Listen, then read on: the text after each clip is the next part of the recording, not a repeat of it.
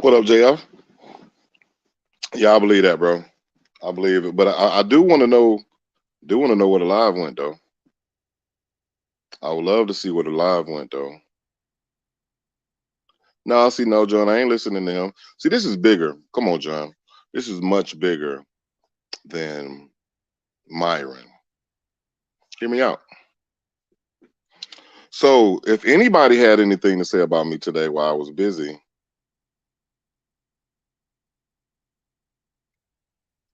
then I'll give them full reign to come up on the panel now and talk to me. But until then, let me let me show y'all how I activated God mode today. Because here's the thing, I could come on here and talk about all kind of shit. I don't have to talk about shit that's going on in this community. I could talk about shit going on in my real life.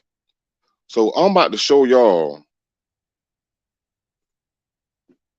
how I fucking activated God mode today. What's up, Gene Hope? What's up, Blushes? What's up, John Frank? What's up, 45?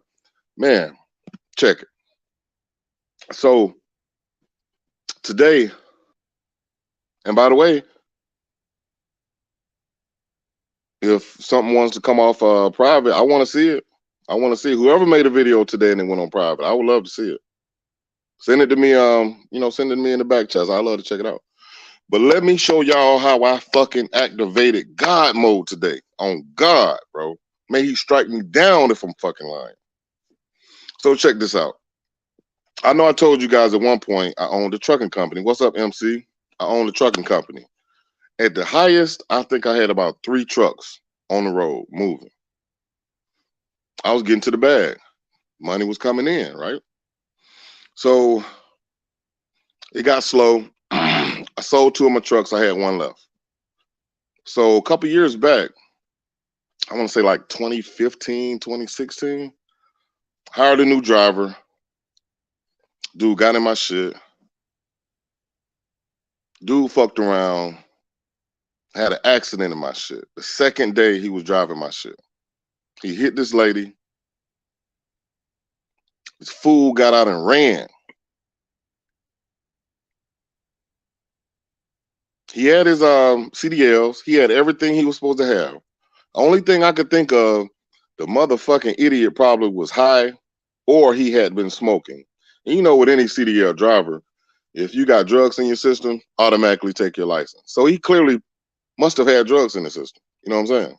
What's up, Evan? So, dude hit the fucking lady, pushed her in the damn woods. He got out. He took off running. Boom. I'm calling the dude all day because I'm in there working in the shop. I'm calling him, see if he dropped the load off. Nigga never answered the call. So I get a call from the tow yard the next day. I'm sorry, not the tow yard. I get a call from the police department the next day saying, hey, your truck was in an accident yesterday. Your truck has been towed, yada, yada, yada. You need to come in and talk to us. So boom. Next day, I go in, I speak to the people, tell them my situation, tell them I had no idea that this fucking fool, this new driver, done fucked around and hit a woman. Right? Right. So moving right along, there was a trial set up because obviously he injured somebody. And if I'm the owner of the company, then what's going to have to happen is we got to go to court. So again, that was like back in 2014, 15-ish. So the court date was set up right before COVID happened. We were supposed to go to court and hash the shit out.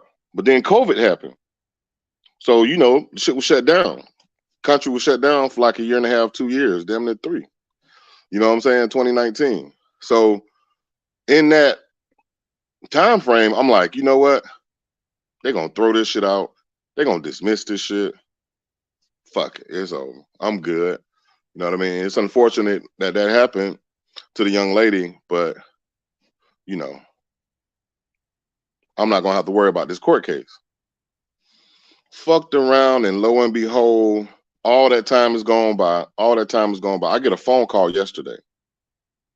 Hey, sir, your court date is tomorrow, which is today, and you need to be at such and such courtroom at 9 a.m.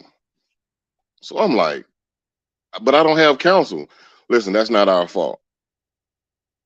This happened years ago. We want to push through with the court, and you need to be there. So boom, what's up, Uni? So I'm scrambling around trying to get counsel. I got a good friend of mine. She's a lawyer, but she had another case today, so she couldn't help me. So I'm like, fuck, I'm stuck. But you know me and God always got something going on. You know what I'm saying? We always got something going on. I prayed about it. I went to sleep. Woke up early this morning. Had to be at the courtroom at 9. Boom, I got there around 8:58. I walk in the courtroom. It's the judge. It's the lawyer for the plaintiff. It's the plaintiff, and then it's me. Boom. Judge asked me, do I have counsel? I say no. I say, hey, judge, can we schedule, can we reschedule this and allow me to get counsel? She said, no, you already knew we was having this hearing, so we're going to go ahead and push forward. I'm like, fuck. So I'm like, okay, it is what it is. God, let's make it do what it do. So initially, I speak to the lawyer. Now, mind you, this guy has been a lawyer for 30, 35 years. Old Jewish guy.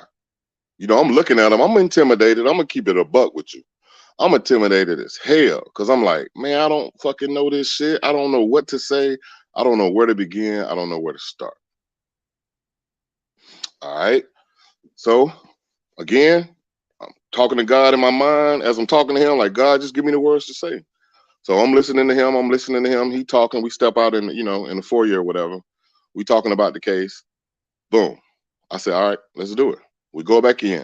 And I'm gonna kind of fast forward this thing because I ain't gonna make it all night. Go back in. All right. So the next procedure in a case like that, we both have to pick the jurors that we want. Right. So since I don't have a lawyer, I'm gonna have to do all this shit. So we had 30 jurors to pick from. And if you've been to court, if you've ever been a juror, what happens is when you go before a trial with jurors, they're going to bring in, I'll say 20 to 30 jurors, depending upon if you're doing a trial by 6 or trial by 12. We did a trial by 12. That's why it was 30 jurors. All right. So the jurors come in, they introduce themselves, and they'll give you a docket. They'll give you a docket of each juror's name, their date of birth, their sex, their age, their race. What else was on there? If they've ever been involved in a judgment before, if they owe child support, there's all kind of crazy stuff on the docket. So you can pretty much overview the docket and see which one of those particular people that you want to use for your case. You know what I mean? So we get started. So you got to go one by one, all 30. So that lawyer got up. He spoke to the first juror. Said what he said. I'm listening. So I pick up really well. I'm listening to the lingo. Boom, boom, boom, boom. And then he said, I'm done, Your Honor.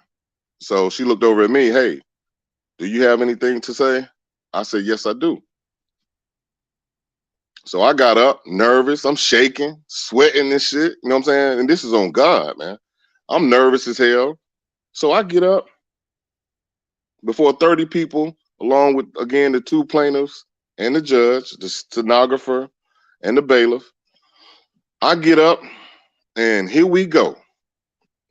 Your boy like he done been to law school in this motherfucker. I asked the guy several questions. The first question I asked, the plaintiff, she laughed. I heard in the background. I'm listening. She laughed as if, what he know about being a lawyer? Like, we gonna tear his ass up, right? Boom, I asked my first question. I forgot exactly what it was because, again, I'm on autopilot. You know what I'm saying? I'm strictly on autopilot. I don't know what the fuck I said to these people. I'm on autopilot. So, boom, I asked a question. He answered the question. I asked him another question. He answered the question. And so now I got the attention of the jurors. I got the attention of the judge. and I also have the attention of the lawyer. Okay, so I stepped down. Now we had to do that between each juror, which is 30 jurors. So out of the whole 30, I may have questioned maybe 15. Boom, moving forward.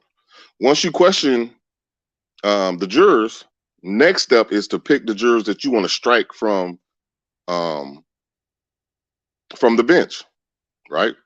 So we each had to pick 6 jurors who didn't jive into what we were looking for. One of my main questions was I asked everybody, and I asked them to raise their hand. How do you feel about 18 wheelers when you see them on the road? No, that's not what I asked. My question was, is anybody in the courtroom afraid of 18 wheelers? Boom. I saw like 6 people raise their hand. So I'm like, I jotted those 6 down. Okay, got y'all. Now, when we start to do the individual questions, I'm asking different individuals, hey, how do you, because I noticed that they said that they were afraid of 18 wheelers.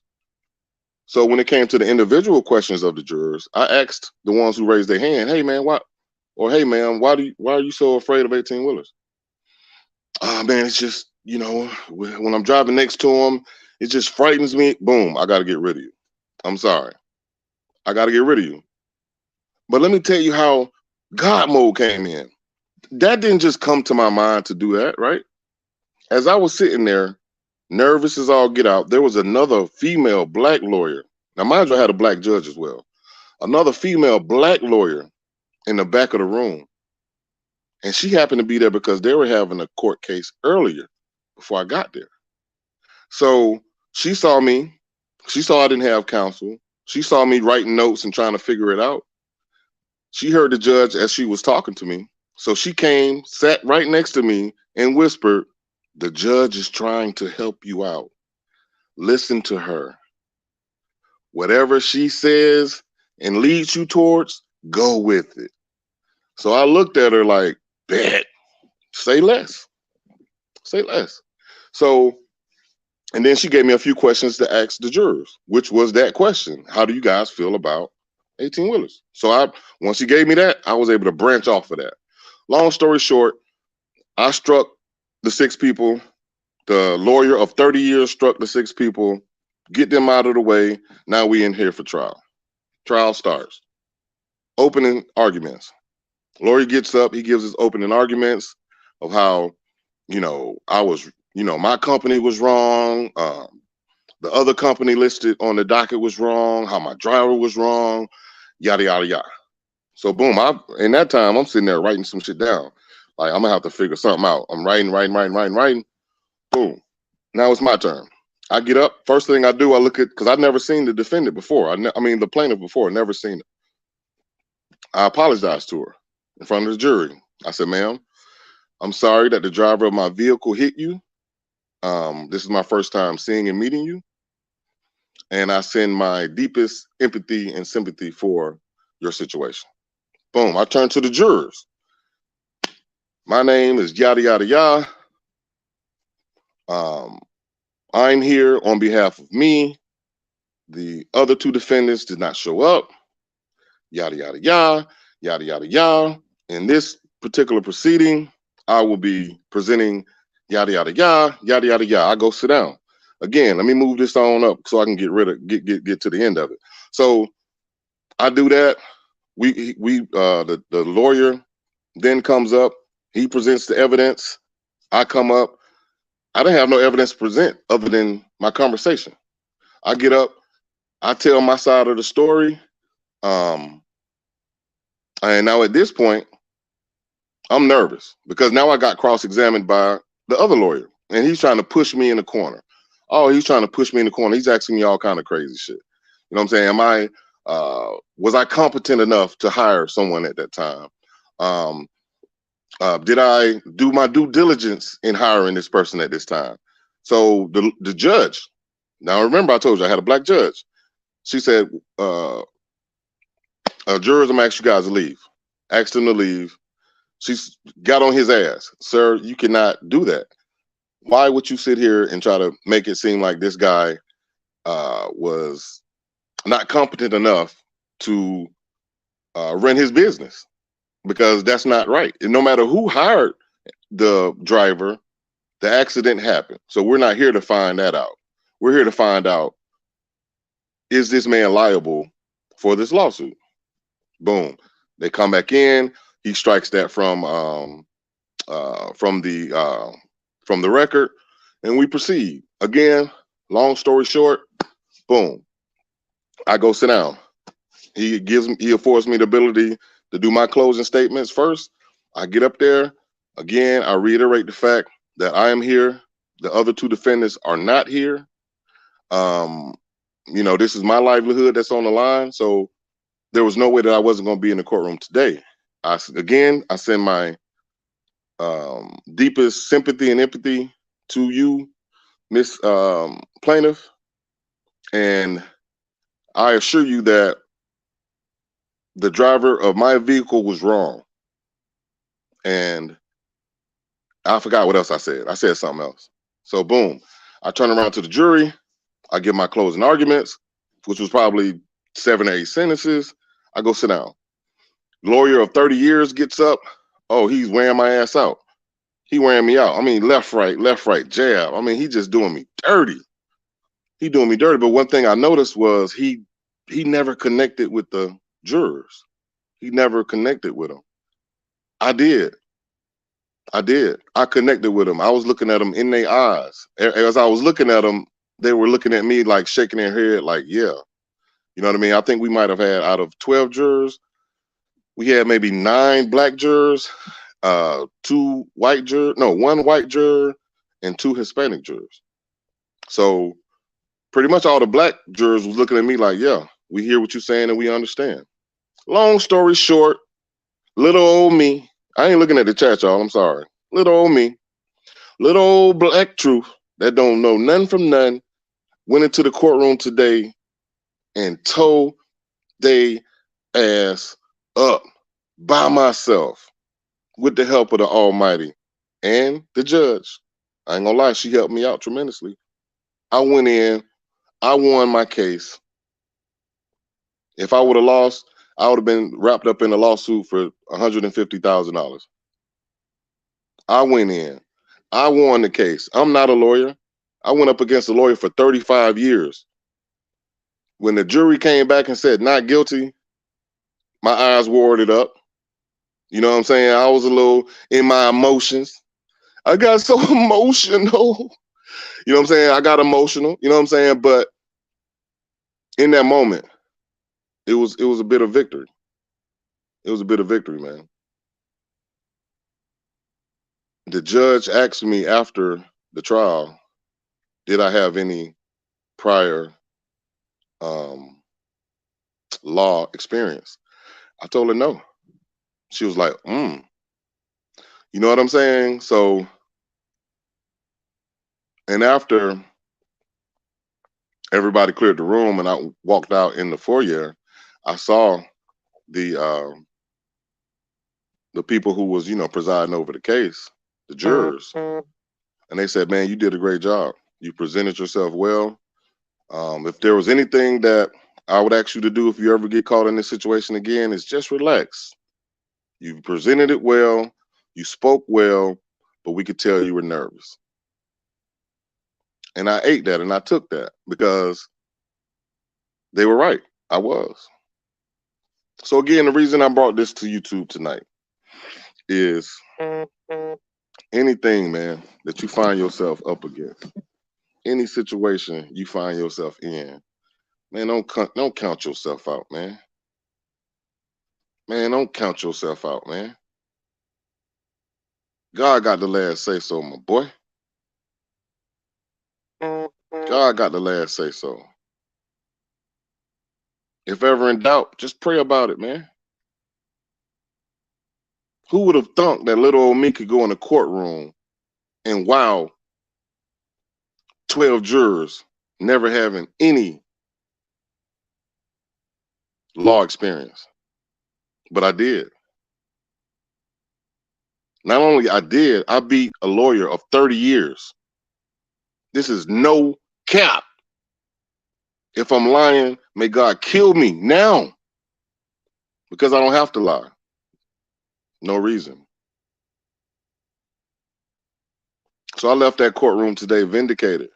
Although I felt bad for the plaintiff because she had to go through what she went through, and the driver of my truck did hit that woman, but it was his negligence that hit that woman. It wasn't me. And I was able to present that in front of 12 jurors today and win. So I'm hearing people talk about, man, people went live and they saying that you this. Man, I don't give a fuck about y'all folks, man. Man, I got real fucking shit going on in my life, man. I'm activating my God mode every day, man. Do y'all hear me, man? I'm trying to activate this God mode every day, man. If you sitting here stuck on YouTube all day, man, that's you, my boy, my girl. That's not me. I got real stuff going on, man. I got real stuff going on in my life, yo. And it doesn't revolve around YouTube. But now that I am off, and I did do some boss shit today, I do want to see the videos now. So if anybody got some videos they want to send me, I will check them out. You know what I'm saying? Now that I'm free, now that, you know, I've handled the business like an adult, like a grown ass man, you feel me? Man, y'all don't even know how good I feel. So I spoke to the lawyer friend who was supposed to actually come and get over the case today. And she was like, dude, I can't believe you went in there and beat a lawyer of 30 years. I said, yeah. She was like, man, you need to go to law school. And I've always wanted to be a lawyer. I'm gonna be real with you. Ever since high school, I wanted to be a lawyer because I kind of understand the courtroom. You know what I'm saying? I understand talking to people. I understand how to, you know, I can just understand people, just put it like that. So she got me thinking. She really do got me thinking. She really got me thinking. But anyway, I just came on here tonight to tell you guys God is good, first and foremost. Um, you ever find yourself in a situation that you don't know how to get out of it? Just pray about it, yo. Pray about it. Activate your God mode and watch and see what happens. That's it. I talked to you guys before about the power of manifestation. You can manifest anything and everything you want in life. It's up to you. You just have to come from a clean and clear place in your thoughts and in your heart, and you can manifest anything you want in this life. You can. They would have us believe that we got to wait until we get to heaven to enjoy life. How, Sway? Why must you wait till you get to heaven to enjoy life when life is happening now? Why can't you enjoy the now? Don't listen to them people, man. Activate your God mode, yo. Boss up, yo. Whatever's going on. It could be something simple, something serious, man. We all got it in us, man. Feel me? So again, I'm not gonna talk to y'all long, but I really want to tell somebody about this. I told my family about it. They were excited, man. I was like, you know what? I'm gonna come to YouTube with this shit then. You know what I'm saying? Fuck it. I'm gonna come to YouTube with it. So that's why if somebody went live today and may have called my name, I'm sorry. I missed it. I was too busy doing boss shit. Maybe next time, but not today. So I'm gonna bid you guys adieu on that note. I appreciate y'all for coming. And this is your boy Black Truth, man. Be easy. Peace.